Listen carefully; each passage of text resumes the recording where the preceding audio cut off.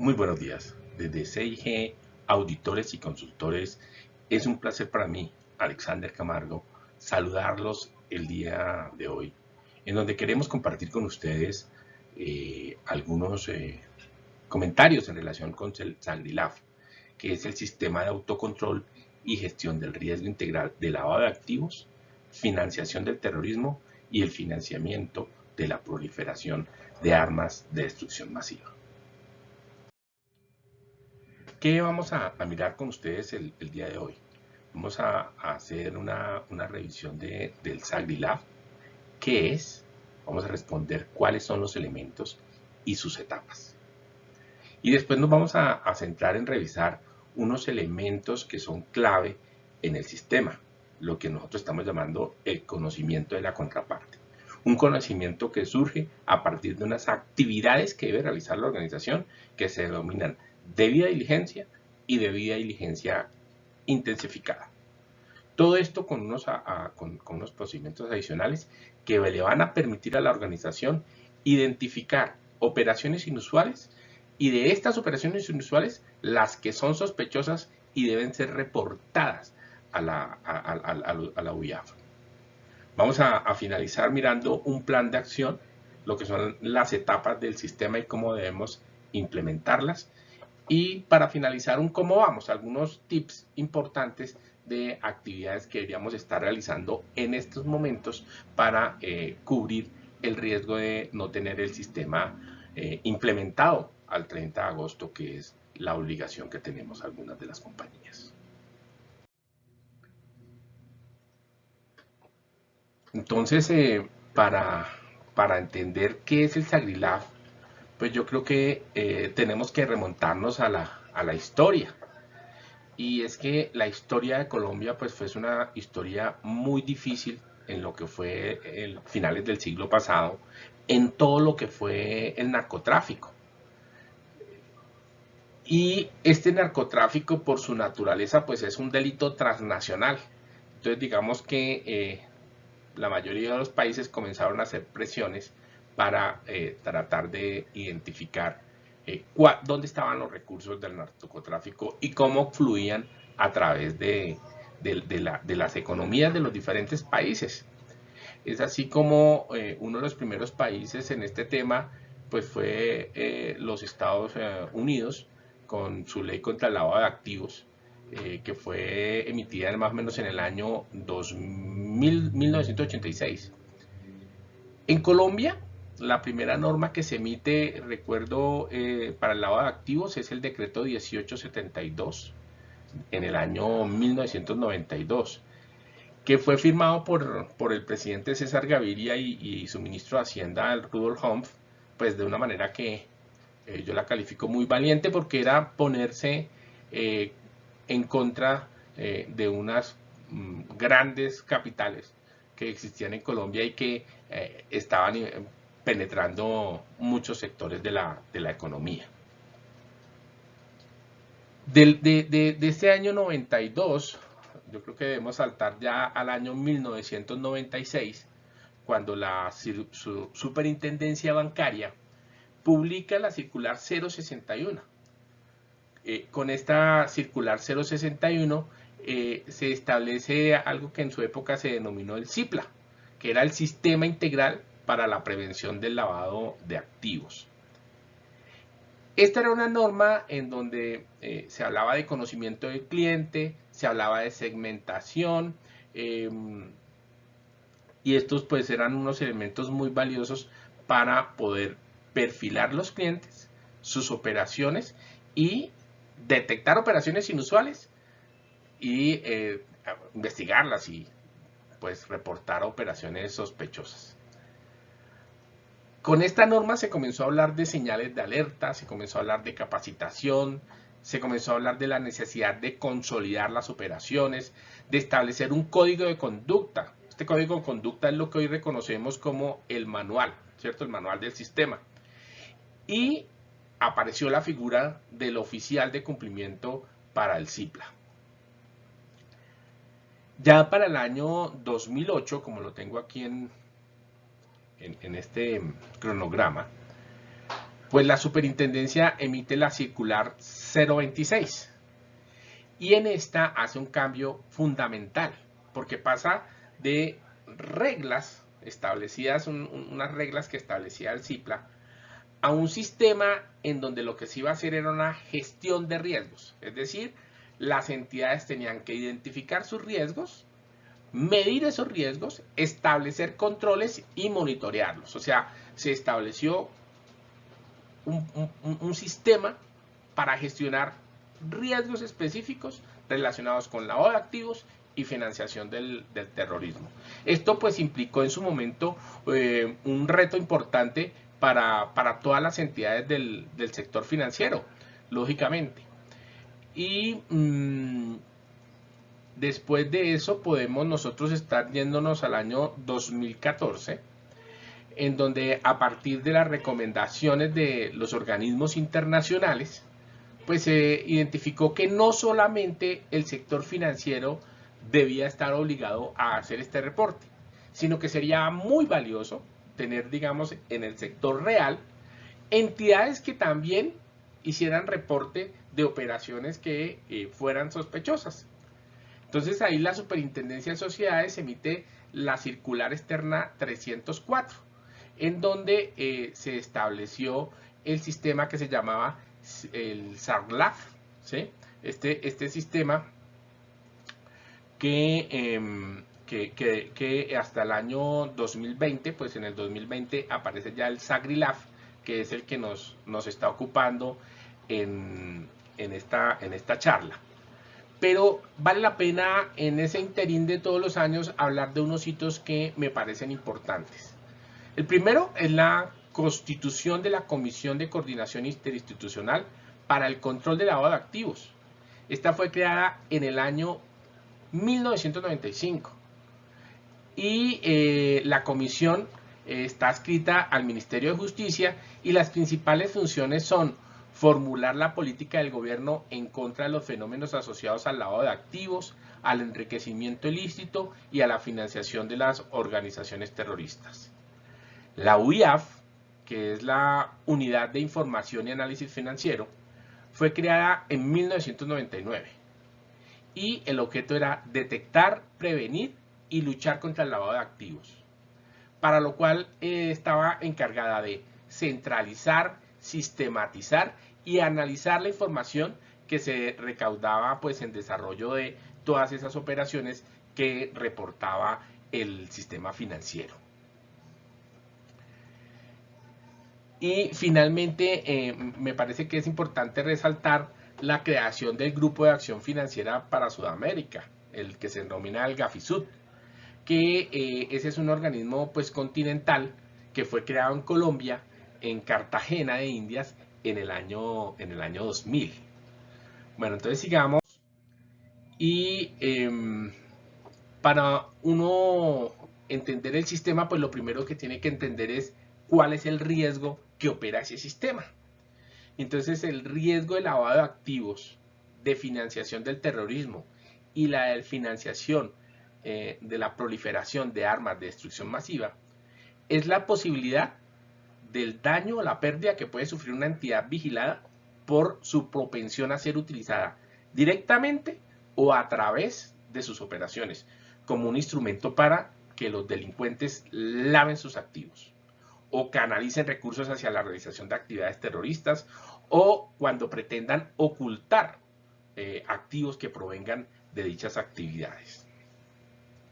Estos riesgos se materializan a través de los riesgos que se denominan los riesgos asociados, que son el riesgo legal, el riesgo reputacional, el riesgo operativo, el riesgo de contagio, a los que se expone una entidad como consecuencia de ese efecto negativo que conlleva pues para su estabilidad financiera cuando es utilizada para tales fines. Entonces revisemos ahora cada uno de estos delitos. Entonces se hace lo primero decir que el lavado de activos es un delito que está tipificado en la ley colombiana, en el Código Penal, en el artículo 320. Y entonces aquí nos dice que el delito tipificado en este artículo 323 del Código Penal colombiano es una figura que busca darle apariencia de legalidad a unos dineros de origen ilegal. O sea, los delincuentes mediante el movimiento de activos y dinero buscan crear esa apariencia de legalidad de sus ganancias, o por lo menos pretender ocultar, dificultar que cuando las autoridades intenten, pues, bueno, ¿dónde está la plática? Pues sea difícil encontrarla y entonces por eso, digamos, ellos ejecutan todo este tipo de actividades. En cuanto a la financiación del terrorismo, este delito se tipificó en el artículo 345 del Código Penal y está definido como un acto por medio del cual se busca dar apoyo a terroristas u organizaciones terroristas. Y este es un delito desde el año 2016. Y aquí se está hablando de quien provea, recolecte, entregue, reciba, aporte, custodie, guarde fondos, bienes o recursos de cualquier naturaleza. O por cualquier otro acto promueva, organice, apoye, mantenga, financie o sostenga económicamente a grupos al margen de la ley, grupos armados al margen de la ley, a sus integrantes, a grupos terroristas nacionales o extranjeros. Y algunos casos nosotros podemos ver que con estos reportes es un asunto tan importante que pueden contribuir, estaríamos nosotros contribuyendo a salvar una vida o muchas vidas, porque estos delitos pues afectan a toda la sociedad de manera indistinta.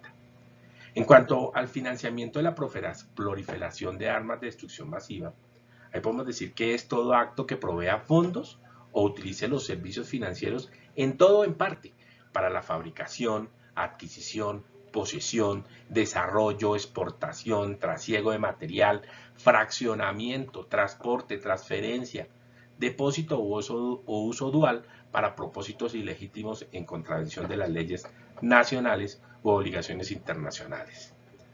Entonces, digamos, estos serían los tres delitos de los que se ocupa el sistema. El sistema tiene unos elementos que son el diseño y la aprobación, la auditoría y cumplimiento del SAGDILAF, la divulgación y la capacitación y la asignación de funciones a responsables. Entonces, la puesta en marcha del SAGDILAF requiere del cumplimiento efectivo de la política y los procedimientos que son diseñados, de la aprobación y de su seguimiento. Además, estos procedimientos deben ser divulgados y debe haber una capacitación, ¿cierto?, de todos estos procedimientos y de las posibles conductas, de las señales de alerta, lo que se traduzca en unas reglas de conducta que van a orientar a la empresa, a los empleados, a los asociados, a los administradores y demás partes vinculadas, pues, en la prevención de este delito. Entonces, primero revisemos qué sería diseño y aprobación. Entonces, se va a decir que el diseño y la aprobación son responsabilidad de la junta directiva, si no es junta directiva, pues del máximo órgano social de la entidad. Y que el proyecto de SAGDILAF debe ser presentado a la junta o al máximo órgano de la entidad por el representante legal y el oficial de cumplimiento. Y que esa aprobación que emita ese máximo órgano social o junta directiva, pues debe constar en esa acta de la reunión en donde se realizó esa actividad. Para el tema de auditoría y cumplimiento del SAGDILAF, pues la junta directiva o el máximo órgano social deben designar a un oficial de cumplimiento. De esa designación se debe informar a la Superintendencia de Sociedades con todos los datos relacionados con dicho oficial de cumplimiento.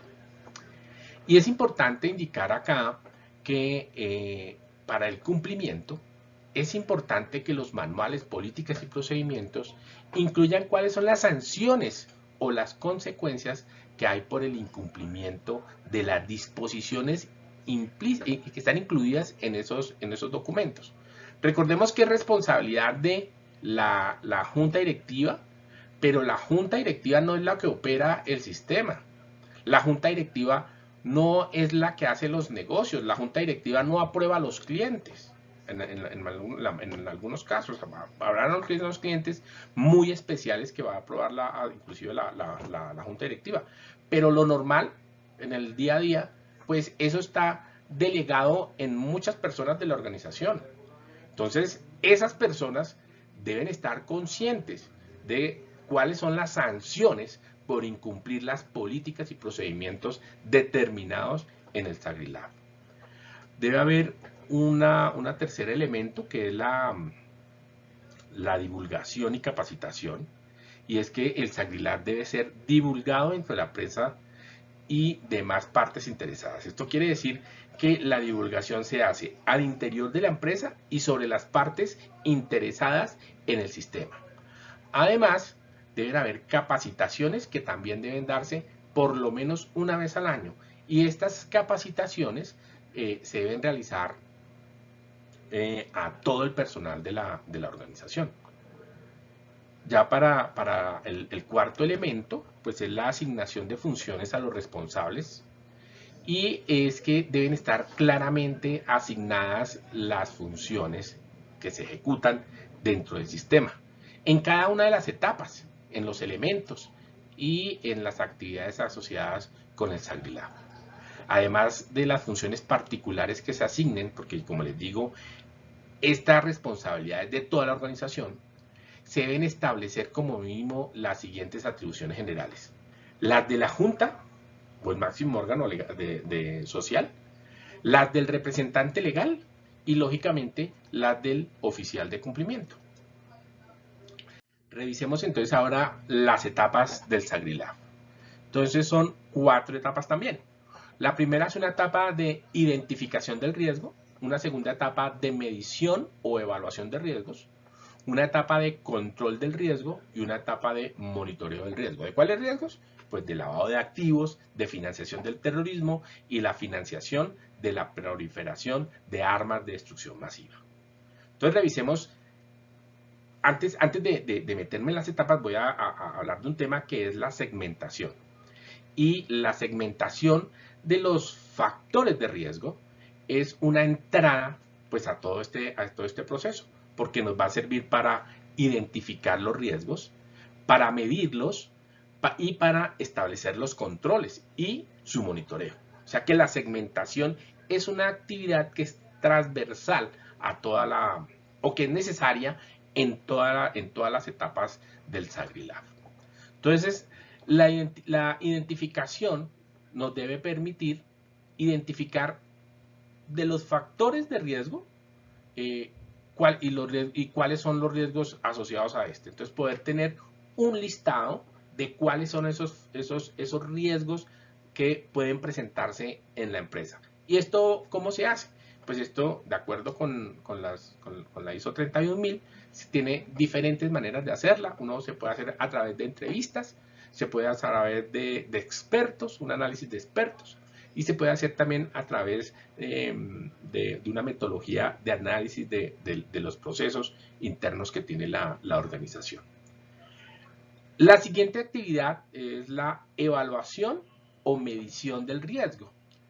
Y aquí lo que se debe permitir es que la entidad determine cuál es la posibilidad o la probabilidad de que ocurra el riesgo que fue identificado. Y si ese riesgo ocurre, ¿cuál va a ser su impacto? Entonces vamos a tener ahí un riesgo, antes de mirar los controles que existen, cuál es la probabilidad de que ese riesgo ocurra y cuál sería el impacto de ese riesgo en la organización en caso que llegue a materializarse.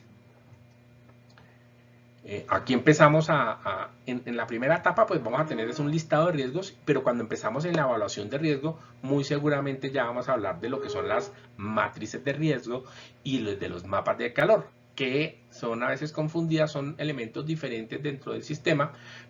La matriz es es un columnario en donde tengo todos los eventos con sus características, y el resumen, para verlo gráficamente, es lo que yo veo en el mapa de calor, que son esas matrices 3×3, que son más pequeñas, lógicamente. Viene el control del riesgo, y el control del riesgo es todas estas actividades de control que le permiten a la organización disminuir ya sea la probabilidad o el impacto en caso de que se materializaron los riesgos del sistema. Entonces, si se materializan, debemos tener unos controles que nos permitan a nosotros, pues, controlar o disminuir el impacto o la probabilidad de que estos riesgos a los que está expuesta la organización, pues, vayan a impactarla.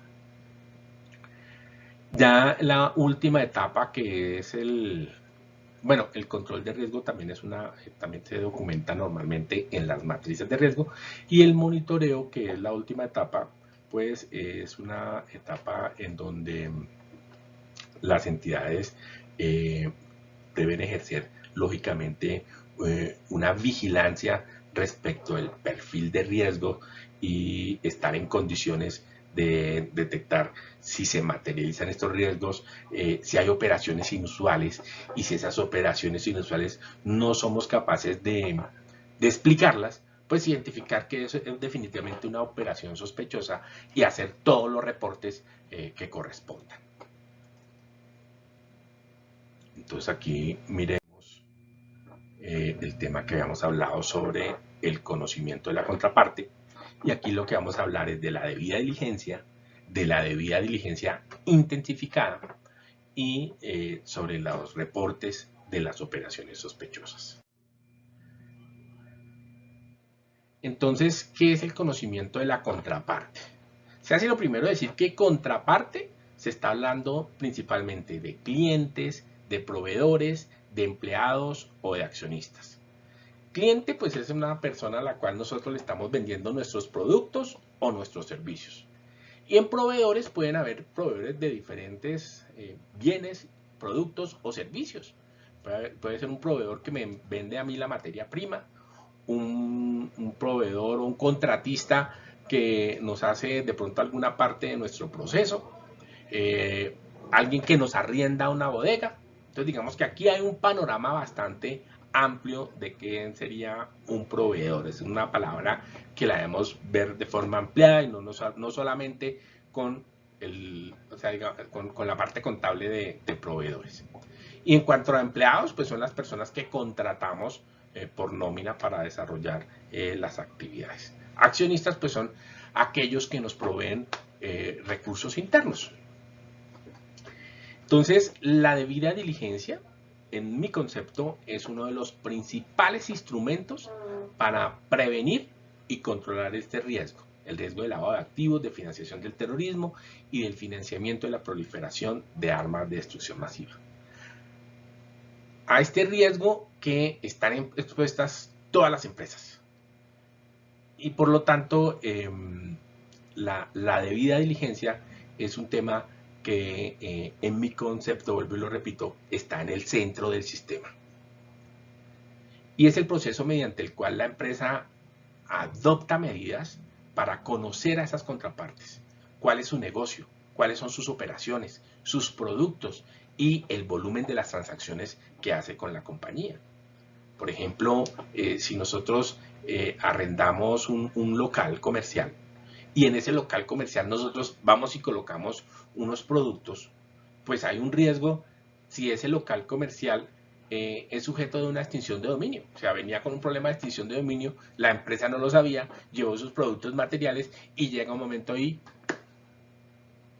cae en extinción de dominio el inmueble.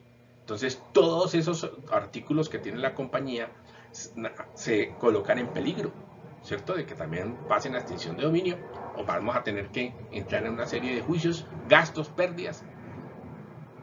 Y además, el concepto reputacional por el contagio que va a tener la organización porque se encontraron de pronto algunos elementos que no correspondían dentro de la bodega que teníamos arrendada, de pronto no era parcial, ¿cierto? Hay muchos riesgos que pueden estar ocurriendo. Entonces, esa diligencia, esa debida diligencia, le va a decir del negocio, de las operaciones, de los productos que me compra o me vende y del volumen de las transacciones que tiene con nosotros. ¿Cuándo se debe hacer la debida diligencia intensificada? Entonces, primero cuando la empresa, digamos que dentro de la clasificación de los clientes, la empresa dice, oiga, estos son clientes de alto riesgo. Listo. Clasifica para diligencia intensificada. Lo otro es que allá sea la contraparte un personaje públicamente expuesto. Debida diligencia intensificada. Y la tercera razón por la cual nosotros debemos hacer esas debidas diligencias intensificadas es porque la entidad con la entidad que es nuestra contraparte se encuentra ubicada en un país no cooperante, sí, que esos están definidos por la entidad correspondiente, o en una jurisdicción de alto riesgo. Sí, es diferente el riesgo dependiendo de la jurisdicción en donde está operando mi contraparte. Entonces, este conocimiento avanzado de contraparte y de su beneficiario original, así como del origen de los fondos que se reciben, incluyen actividades adicionales a las de la debida diligencia. ¿Sí? O sea, debemos hacer algo más. Incluso normalmente la debida diligencia no la aprueba la misma persona. O sea, puede ser que la debida diligencia y la aprobación de un cliente lo haga el vendedor, pero cuando sea con una debida diligencia intensificada, se requiera que el jefe de área o el jefe del departamento sea quien tome la decisión de que efectivamente se hizo una debida diligencia intensificada que le permite tener la tranquilidad a la compañía de que a pesar de que hay un mayor riesgo, pues este tema está controlado y no va a haber un impacto para la organización. Entonces dijimos que un propósito del sistema era identificar las operaciones sospechosas. ¿Pero qué es una operación sospechosa? Entonces nosotros tenemos que decir, para definir una operación sospechosa, yo los quiero que se ubiquen aquí en la parte derecha de la presentación. A ver si saco el puntero. Aquí está el puntero. Operación inusual. Entonces, para definir una operación inusual, lo primero que voy a hablar es de las operaciones, para definir una operación sospechosa, lo primero que voy a hablar son de las operaciones inusuales, que son operaciones que no se ajustan a las pautas de normalidad establecidas para el sector, la industria o clase de contraparte. Entonces, ¿qué requiere esto? Entonces, requiere recursos, ¿cierto? Que yo pueda identificar este tipo de operaciones requiere que yo tenga recursos.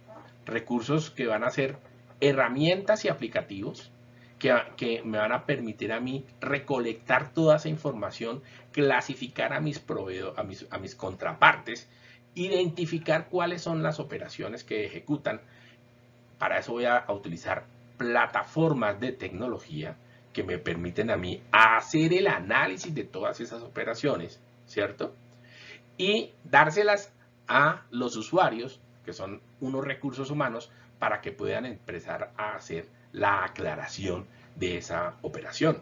Entonces, si resulta un cliente que normalmente me hace a mí unas compras por un volumen X y ahorita me está haciendo compras por X a la 4 en este mes, entonces muy seguramente yo debo tener un sistema de información, primero que sepa que ese cliente cuáles son las regularidades de sus operaciones, cuál es la normalidad de sus operaciones, de ese cliente o de ese segmento de clientes, y cuáles clientes de ese segmento están haciéndome esas compras que yo digo con X a la 4. Entonces, se las debemos pasar a los responsables del área de ventas, ¿cierto? Para que ellos justifiquen con su conocimiento por qué está ocurriendo esa situación.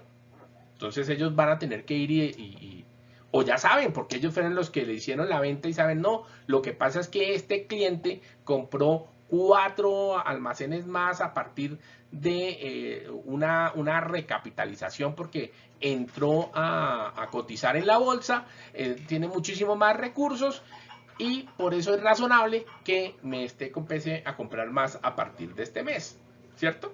Entonces yo puedo justificar, es una operación inusual, pero la puedo justificar. Entonces yo tengo los recursos, tengo la información para consolidar esa información y generarme las señales de alerta. Hasta ahí es lo que yo requiero. ¿Para qué? Para identificar las operaciones inusuales. ¿Qué es una operación inusual? Ya lo definimos. Entonces ahora tendríamos que preguntarnos, bueno, y si yo no la puedo identificar, oye, el tipo me empezó a comprar X a la 4 y yo voy y pregunto y como que tengo evasivas, no me dan una claridad meridiana de por qué se están haciendo estas compras o me dan explicaciones que no son claras, pues ahí es donde aparecen las operaciones sospechosas. Y una operación sospechosa es una operación inusual, que además, de acuerdo con los usos y costumbres de la actividad de que se trate, no ha podido ser razonablemente justificada. Yo quiero decirles que una operación sospechosa no es un delito.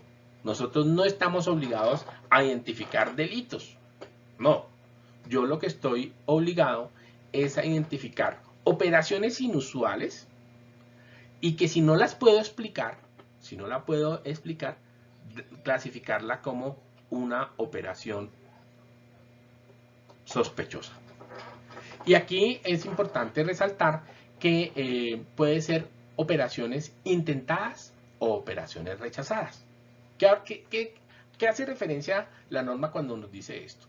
Una operación intentada es que llegan a comprarme algunos productos y entonces en medio de la relación, entonces para implementar esa relación, mis políticas requieren que la persona me entregue la cédula del representante legal, me entregue una serie de información, yo le doy la serie de información, le doy los listados que los documentos que tiene que llenar y la persona, sí, claro que sí, me da alguna información, no me la completa y de pronto no vuelve cuando le digo, oiga, si la operación sin este documento no puede pasar.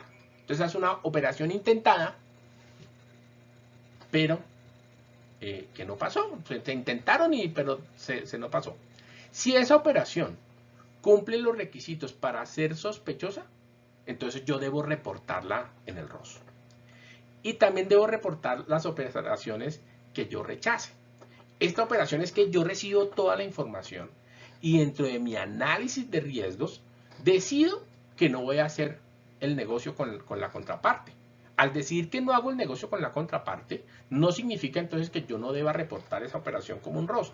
Debo reportar que efectivamente se intentó hacer esa operación, pero que yo la rechacé y doy todo el reporte.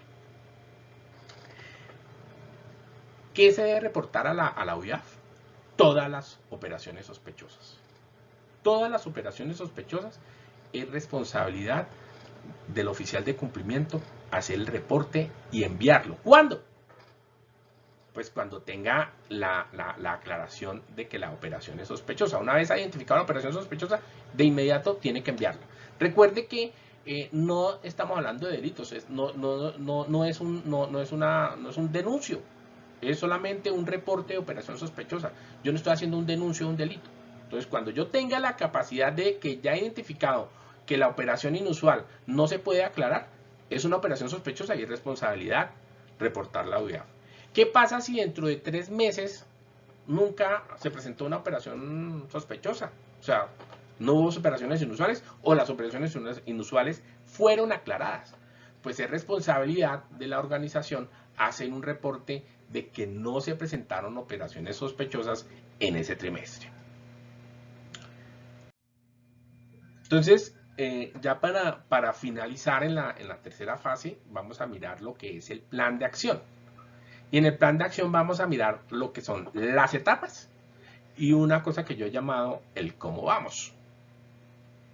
Entonces, miremos las etapas. Entonces las etapas pues son las etapas del SAGRILAF, son las mismas que ya revisamos. Y en cuanto aquí en la identificación del riesgo, lo que la propuesta es verificar que efectivamente la compañía haya hecho un trabajo adecuado para identificar los riesgos, que haya un análisis del contexto externo e interno, que se analicen los procesos y procedimientos, la forma en cómo se desarrollan los negocios, que se haya hecho una identificación de los factores de riesgo y que estos factores de riesgo hayan sido adecuadamente segmentados de acuerdo con las características del objeto social de cada empresa. O sea, cada empresa va a tener sus elementos de segmentación de los factores. Para la medición y evaluación de riesgo, entonces cada uno de los factores de riesgo previamente identificados pues deben ser objeto de un análisis cuantitativo o cualitativo del impacto que generaría para la empresa si ocurre la materialización del riesgo que fue previamente identificado. Para el control y monitoreo deben estar definidos esos mecanismos de control y seguimiento para evitar que los riesgos identificados se concreten o materialicen. Y el diseño y la implementación del riesgo del sistema de administración del riesgo de lavado de activos, de financiación del terrorismo y de la financiación de la proliferación de armas masivas, pues requiere que haya un compendio documental, o sea, que esté su manual, que estén las estrategias, que estén las metodologías, los mecanismos, las disposiciones que ha tomado la empresa para implementar que no se presenten conductas que sean consideradas como de lavado de activos, de financiación del terrorismo o de la financiación de la proliferación de armas de destrucción masiva.